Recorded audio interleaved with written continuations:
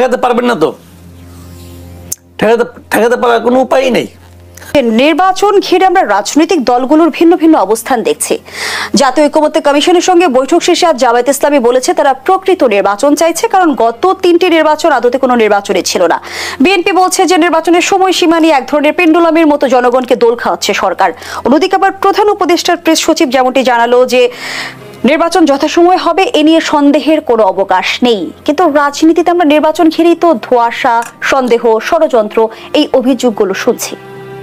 দেখেন, আমি প্রথমত একটা কথা বলি, বিএনপির যে অভিযোগটা যে নির্বাচন নিয়ে সরকার জনগণকে পেন্ডুলামের মতো দোল খাওয়াচ্ছে, এই কথাটা ওইভাবে সত্য নয়। সত্যটা পেন্ডুলাম জিনিসটা কি, যে একবার আসে একবার যায়, একবার আসে একবার যায়। সরকার কিন্তু এই আসা যাওয়ার মধ্যে একবারও নাই। সরকার কিন্তু কখনো বলে নাই নির্বাচনটা আগে হবে অথবা পরে হবে। সরকার শুরু থেকেই বলছে যে ডিসেম্বরে অথবা জুনে। সরকারের কথা একটু চেঞ্জ হয়েছে, আমি সেটা বলি কোথায় চেঞ্জ। সরকার প্রথম বলেছে যদি কম সংস্কার চায় রাজনৈতিক দলগুলো তাহলে ডিসেম্বরে হবে, যদি বেশি সংস্কার চায় তাহলে আগামী বছরের জুন এর মধ্যে হবে। সরকার কিন্তু প্রথমে এই কথাটাই বলেছেন এবং সরকার প্রধানই বলেছেন। পরে সরকার প্রধান এবং তার লোকেরা তারস্বরে যে কথাটা বলা শুরু করলেন সেটা হলো ডিসেম্বর থেকে জুনের মধ্যে হবে। এখন কিন্তু আর কম সংস্কার বেশি সংস্কারের ব্যাপার সেবারা বলে না, এখন একটাই বলে ডিসেম্বর থেকে জুনের মধ্যে যাবে। এইটুকু জায়গায় আমি মনে করি সরকার একটু চাতুর্যের মানে আশ্রয় নিয়েছে। এই জায়গাটা আমার মনে হয় এটা না করলেও পারত। জনগণ তো দ্রুত ভুলে যায় না, সবাই মনে থাকে। আর অন্যান্য পলিটিক্যাল পার্টিগুলো যারা চাচ্ছে, বিএনপি শুরু থেকে বলছে তারা ডিসেম্বরের মধ্যে নির্বাচন চায়, শুরু থেকেই। কেবল মাঝখানে একজন লোক বলেছিল অগাস্টের মধ্যে চায়, এক ভদ্রলোক বলেছিলেন অগাস্টে চায় একবারই, তাছাড়া উনি আর কখনোই নির্বাচনের ডেট নিয়ে আর কিছু বলেন নাই। আর বাদ বাকি সবাই ডিসেম্বরে চায়।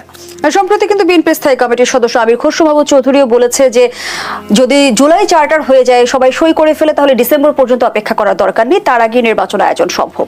আচ্ছা, আপনি আমাকে একটা কথা বলেন, আমি তার সঙ্গে একমত, তার আগেও সম্ভব, কিন্তু সরকার কিন্তু তা বলছে না। আবার কেউ কেউ বলছে সংস্কার করতে হবে তারপর নির্বাচন করতে হবে। আবার সরকার বলছে এবার একটা মানে অসাধারণ একটা নির্বাচন হবে, সরকার প্রধান বলেছেন।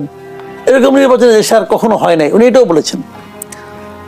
জামাত ইসলাম বলছে নির্বাচনের মতো নির্বাচন চায় তারা। তো তার মানে ওনারা 2014, 18, 24 যে উদাহরণগুলো, সেই উদাহরণগুলোর পুনরাবৃত্তি চায় না, এই জামাতের আগ্রহ। আর এনসিপি বলতেছে যে আওয়ামী লীগের নিষিদ্ধের ব্যাপারটা যদি কনফার্ম না হয় তাহলে তারা এই ব্যাপারে সিদ্ধান্ত না হওয়া পর্যন্ত তারা নির্বাচনে যাবে না। এইগুলি সবই হলো বিভিন্ন পলিটিক্যাল পার্টির যার যার অভিমত, যার যার দাবি, যার যার রাজনীতি। কিন্তু আমি গেলে একটা কথা বুঝি না, ধরেন যদি কখনোই রাজনৈতিক দলগুলো একমত না হয়, আপনি আমার এই কথাটা বোঝান, যদি রাজনৈতিক দলগুলো একমত না হয় শেষ পর্যন্ত, তাহলে কি নির্বাচন হবে না? আপনি আমাকে ওনারা কার সঙ্গে লাভ করতেছেন? কিন্তু নির্বাচনের সুনির্দিষ্ট রোডম্যাপ ঘোষণা করার আসলে দায়িত্ব কার? সরকারের দায়িত্ব এটা। আমি যেটা বলছিলাম যে যদি কখনো, যেমন ধরেন আমি একটা এক্সাম্পল দিয়ে বলি আপনাকে, জামাতে ইসলাম বলতেছে আগে হবে স্থানীয় সরকার নির্বাচন, তারপরে হবে জাতীয় সংসদ নির্বাচন। বিএনপি বলতেছে কোনো অবস্থাতেই স্থানীয় সরকার আগে না, আগে জাতীয় সংসদ। এখন এই যে বিরোধগুলো, যদি এই বিরোধগুলো নিষ্পত্তি না হয়, সরকার বলতেছে মানে সরকারের মেয়াদ হবে 4 বছর, আজকে জামাতে ইসলাম বলল না 5 বছর। এখন আমরা আশা করতেছি একটা ঐক্যমত তারা পৌঁছতে পারবে, আশা করতেছি। যদি না পৌঁছে তাহলে কি নির্বাচন হবে না? এই কথাটা বলেন। আবার এই প্রশ্নের জবাবটা দেন যে রাজনৈতিক দলগুলো কি চাইলো না চললো, যদি সেটাই চূড়ান্ত হয়, যদি নির্বাচন না হয় তাহলে ঠকলো কে? ঠকলো জনগণ। কারণ জনগণ তো একটা নির্বাচন, জনগণ তো ভোট দিতে চায় রে ভাই। এই দেশের মানুষকে আপনি বলেন ভাই তুমি কি ভোট দিতে চাও, দেখবেন সবাই বলবে ভোট দিতে চাই। আপনার কাছে প্রশ্ন যে নির্বাচন নিয়ে ফয়সালা করার দায়িত্বটা আসলে কার? দায়িত্বটা আপাতত সরকারের। যেহেতু সরকার নির্বাচন দেয়, সরকার নির্বাচনের কথা ঘোষণা করবে, সরকার ইলেকশন কমিশনকে বলবে যে অমুক তারিখের মধ্যে আপনি নির্বাচন করেন, সেই অনুযায়ী নির্বাচন কমিশন তার মানে কাজ করবে। এই দায়িত্বটা সরকারের। আমরা দেখছি নির্বাচন কমিশনের প্রস্তুতি নিয়েও কিন্তু এক ধরনের বিতর্ক রয়েছে, যেমনটি আসলে এনসিপি সম্প্রতি বৈঠক করে জানিয়েছে যে কোনো জাতীয় ঐকমত্য কমিশনের আগে বা কোনো প্রস্তাবের আগে নির্বাচন কমিশন যেন কোনো প্রস্তুতি গ্রহণ না করে। তাহলে আমরা যদি ধরে নিই সরকারের সময়সীমা, আমরা ধরে নিই যে ডিসেম্বর থেকে জুন, ডিসেম্বরে নির্বাচন হলে তাহলে ডিসেম্বরের নির্বাচনটা বাস্তবায়ন কিভাবে হবে? শুনেন, ডিসেম্বরে নির্বাচন বাস্তবায়নের জন্য খুব বেশি সময় লাগবে না, কিন্তু এনসিপি যে বক্তব্যটা দিয়েছে এই বক্তব্য কিন্তু আবার ঠিক আছে। ঠিক আছে এই কারণে সরকার একটা সংস্কার কমিশন করছে অনেকগুলি বিষয়, তার মধ্যে নির্বাচন সংস্কার কমিশন আছে। এখন নির্বাচন ব্যবস্থায় যে সংস্কার কমিশনটা করেছে সরকার, সেখানে কিন্তু বলা আছে যে একটা ইলেকশন কমিশন কিভাবে গঠন করা হবে। তো সেই প্রক্রিয়ায় কি ইলেকশন কমিশন গঠন হয়েছে? হয়নি। এই নির্বাচন কমিশন গঠন হয়েছে হাসিনার করে দেওয়ার নিয়ম অনুযায়ী। সেই সার্চ কমিটির প্রক্রিয়ার মধ্য দিয়ে আমরা দেখেছি গঠন এই হয়েছে। নিয়মটা হাসিনা করছেন। তো আমি এটাও বুঝি না এই সরকারের এমন কি তাড়াহুড়া লাগছিল তাড়াতাড়ি এই নির্বাচন কমিশন গঠন করতে হবে। বিষয়টা অবগত আছেন জনাব মাসুদ কামাল। প্রধান নির্বাচন কমিশনার যেমনটি জানালো যে তারা জাতীয় ঐকমত্য কমিশনের সুপারিশের আশায় বসে থাকবে না, নিজেদের ক্ষমতার মধ্যে প্রস্তুতি গ্রহণ করবে। না, এটা উনি ঠিক বলেছেন। ঠিক বলেছেন কেন? ওনাকে তো নিয়োগ করে ফেলেছে। যতক্ষণ পর্যন্ত নিয়োগ করার পর ওনাদের সামনে যে আইনগুলো আছে, যে সমস্ত ক্ষমতা ওনারা প্রয়োগ করতে পারে, তারা তো সেই ক্ষমতার মাধ্যমেই নির্বাচনের জন্য প্রস্তুতি নিবে। তারা কোনো অন্যায় বলছে তা কিন্তু না। এখন যদি নির্বাচন ওই কমিশনের রিপোর্ট সরকার কিভাবে গ্রহণ করে, পলিটিক্যাল পার্টিগুলি কিভাবে গ্রহণ করে, তার উপরে কিন্তু অনেক কিছু হয়তো নির্ভর করবে।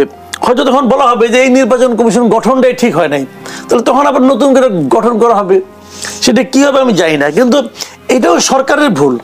সরকারের উচিত হয়নি এত তাড়াতাড়ি এই ধরনের এক নির্বাচন কমিশন গঠন করা। সম্প্রতি যেমনটি আমরা দেখলাম যে সংস্কার কমিশনের সুপারিশের একটি ক্ষেত্র ছিল নির্বাচন কমিশনের দায়বদ্ধতা। ইসি বলছে এমন প্রস্তাব বাস্তবায়িত হলে নির্বাচন কমিশনের স্বাধীনতা খর্ব হবে। এই বিষয়টি নিয়ে আপনার মূল্যায়ন? না, ইসি তো বলতেই পারে, বাট আমি মনে করি খর্ব তো অনেক কিছু হবে। যেমন সংবিধান সংস্কার কমিশন, এই প্রস্তাবনা বাস্তবায়ন হলে অনেক সময় এমপিদের অথবা মন্ত্রীদের অথবা প্রধানমন্ত্রীর ক্ষমতা খর্ব হবে, হতেই পারে। খর্ব হওয়াটা তো কোনো ক্ষতিকর কিছু না। যদি খর্ব হলে ভালো হয় তো খর্বই তো হতে হবে, এতে তো কোনো সমস্যা নাই। এখন ইলেকশন কমিশন যে ক্ষমতা এখন ভোগ করছে, যদি সেই ক্ষমতা থেকে একটু কমে, তারা মনে করবে খর্ব হবে। আর ইলেকশন কমিশনের যে এত ক্ষমতা, এই ক্ষমতা নিয়েই তো আগের ইলেকশন কমিশনগুলো 2014-তে 2018-তে 2024 ইলেকশন করছে। তো ওই ক্ষমতা দিয়ে কি করবো যে ক্ষমতা কোনো কাজে না লাগে? তারা কি ওই ক্ষমতাগুলি কাজে লাগাইছিল? লাগায় নাই তো। যে ক্ষমতা কোনো কাজে না লাগে সেই ক্ষমতা আমি করবোটা কি? লাভ নেই তো কোনো কাজে। ক্ষমতা খর্ব হইলে যে ক্ষতিকর হয়ে যাবে তা না, খর্ব হলেও ভালো হইতে পারে। কিন্তু ওনারা যেটা বলতেছেন, ওনাদের কাছে এখন যেটা মনে হয়েছে ওনারা তাই বলতেছেন। বাট এই প্রস্তাবনাগুলি ভালো কি মন্দ সেটাও তো আবার এখনই বলা যাচ্ছে না, কারণ এটা নিয়ে অনেক ধরনের উল্টাপাল্টা প্রস্তাবও আছে কিন্তু এখানে। সেগুলি নিয়ে পলিটিক্যাল পার্টিগুলো কি বলে সেটাও দেখতে হবে। আসলে সবচেয়ে বড় কথা হলো জানেন, এই যে সংস্কারগুলো, এগুলো নিয়ে তাড়াহুড়া করার কিছু নাই। ওই তাড়াতাড়ি সংস্কার করতে হবে, 1 মাসের মধ্যে করতে হবে, 2 মাসের মধ্যে করতে হবে। এটা করলে পরে প্রকৃত সংস্কারটা ক্ষতিগ্রস্ত হবে। আমি তো মনে করি এই সংস্কারগুলো একটা দীর্ঘমেয়াদী প্রক্রিয়ার মধ্যে থাকা উচিত। ইলেকশনটা যাতে ভালোভাবে হয় সেই জন্য যতটুকু প্রস্তুতি নেওয়া দরকার ততটুকু প্রস্তুতি নিয়ে যত তাড়াতাড়ি সম্ভব নির্বাচনটা দিয়ে দেওয়া উচিত। আমরা সংস্কার প্রস্তাবের দিকে যদি তাকে আমরা দেখছি যে বেশ কিছু প্রস্তাব ইতোমধ্যে আলোচনা এসেছে। সেটি হচ্ছে রাষ্ট্রপতি প্রধানমন্ত্রীর ক্ষমতার ভারসাম্য আনা এবং প্রধানমন্ত্রীর একচ্ছত্র ক্ষমতা কমানো। কিন্তু বড় রাজনৈতিক দলগুলো সে বিষয়ে আপত্তি জানিয়েছে। তাহলে আসলে ব্যক্তিতান্ত্রিক স্বৈরতন্ত্র কিভাবে ঠেকাবো আমরা? ঠেকাতে পারবেন না তো, ঠেকাতে পারার কোনো উপায় নেই। কারণ একটা জিনিস হলো কি, আপনি যত সংস্কারই করেন, পলিটিক্যাল এই যে বলতেছে ডেমোক্রেসি বলতেছে, পলিটিক্যাল পার্টিগুলির মধ্যে কোনো ডেমোক্রেসি আছে বলেন তো আপনি আমাকে? শেখ হাসিনা তার বিরুদ্ধে এতগুলি মামলা, এবং এই মামলাগুলি অমূলক না, কিন্তু এই মামলাগুলি আপনি উড়াই দিতে পারবেন না। এখন এই মামলাগুলিতে উনি আদৌ এই দেশে আসতে পারবেন কিনা তার কোনো গ্যারান্টি নাই, এবং আমি মনে করি উনি আসতে পারবেন না দেশে। কারণ এই মামলাগুলি তো ভাই আইনের ব্যাপার, আপনি কেমন করে সরাবেন? আপনি ভাবতেছেন যে আমি ক্ষমতায় এসে সব শেষ করে দিব? এত সহজ তো না রে ভাই। তো এতগুলি মামলা এবং এতগুলি লোক মারা গেছে, তার দায় দায়িত্ব সরকার প্রধান হিসেবে তাকে নিতে হবে না? নিতে হবে। জাতিসংঘের যে অনুসন্ধান দল তারাও বলে গেছে, এর জন্য তাকে দায়ী করে গেছে। এখন ওনার এই দেশে আসতে পারার কোনো নিশ্চয়তা নাই। ওনার বয়স হয়েছে, ওনার বয়স তো 80+। ওনার এই মানুষটার অনন্তকাল বাঁচে না, মানুষ তো অমর হয় না, সেটাও সবাই জানে। উনি আসতে পারবেন কিনা সেটা নিয়েও সবার সন্দেহ আছে। তারপরেও দেখেন, ওনার বাইরে কিন্তু কোনো বিকল্প নেতৃত্বের কথা আওয়ামী লীগ ভাবতে পারছে না, বলতেও পারছে না, উচ্চারণ করতে পারছে না। একই কথা এখানেও দেখেন, আপনি বলুন তো বিএনপি সর্বশেষ সম্মেলন কবে হয়েছে ভাই? বিএনপি তো একটা গণতান্ত্রিক পার্টি, এই পার্টির মানে নেতৃত্ব কি গণতান্ত্রিক প্রক্রিয়া হয়? হয় না তো। কার নেতৃত্ব গণতান্ত্রিক প্রক্রিয়া হয় বলেন আপনি? তো সব যে দল দেখতেছেন আপনি, একটা ধরেন বামপন্থী দল, একজন যদি নেতা হয় তো হইল, আজীবন সেই নেতা, সেটা কথা সরবে না, নতুন নেতৃত্ব আসবে না। তো এইখানে যদি দলের মধ্যে যদি চেঞ্জ না হয়, তো প্রধানমন্ত্রী 2 দফা 3 দফা করে লাভ কি? কি লাভ? বলে যে না পরপর 2বার হবে, 3য়বার হইতে পারবে না। রাশিয়ায় কি ছিল বলেন? আপনি খেয়াল আছে 2000 সালে পুতিন ক্ষমতা আসলো 4 বছরের জন্য, 2 দফা থাকতে পারে, আর রাশিয়ার সংবিধান তখন ছিল। তো সে পরপর 2 বছর প্রেসিডেন্ট থাকলো, তারপরে বছর তো প্রেসিডেন্ট থাকতে পারবে না, তখন সে প্রধানমন্ত্রী হয়ে গেল। হয়ে যে আগে যে উপপ্রধানমন্ত্রী ছিল মেদভেদ, সে মেদভেদকে নিয়ে এসে প্রেসিডেন্ট বানাইলো, থাকলো 1 দফা, থাকার পর 2012 সালে সে আবার ইলেকশন করলো, এবার সে আবার প্রেসিডেন্ট হবে। সে আবার প্রেসিডেন্ট হলো এবং ভারত থেকে পরে এই ঝামেলা করার দরকার নাই, সংবিধানই চেঞ্জ করে ফেলেছে, এখন অনন্তকাল থাকতে পারবে। তো আপনি যদি দায়িত্ব ছাড়তে না চান, ক্ষমতা ছাড়তে না চান, আপনার জন্য 1000 রকম পদ্ধতি আছে ভাই। সবচেয়ে বড় কথা হলো আপনি জনগণের হাতে ক্ষমতা দিতে চান কিনা। কেউ চায় না ভাই, কেউ জনগণের হাতে ক্ষমতা দিতে চায় না। সবাই নানা ফন্দি ফিকির করে নিজের কাছে রাখতে চায়, জনগণকে একটা বুঝ দিতে চায়। এই দেখো আমরা না 2বারের বেশি প্রাইম মিনিস্টার হব না, এগুলো বলতে চায়, কিন্তু আসলে তা না। আচ্ছা বলেন আপনি, সোনিয়া গান্ধী সে কখনো ইন্ডিয়ার প্রাইম মিনিস্টার ছিল? ছিল না, কিন্তু ছিল না।